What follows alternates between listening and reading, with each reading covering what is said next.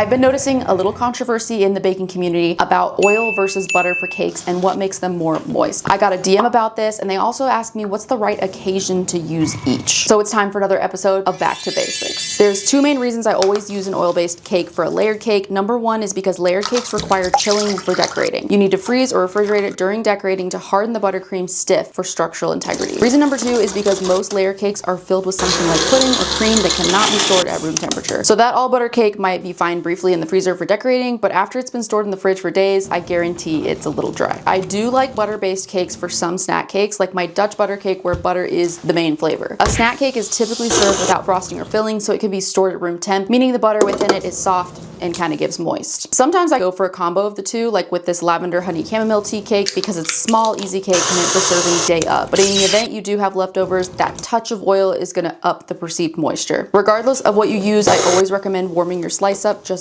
barely in the microwave, especially if it's coming from the fridge. I think most people don't like certain desserts because they aren't eating them warm. But that's a rant for another video.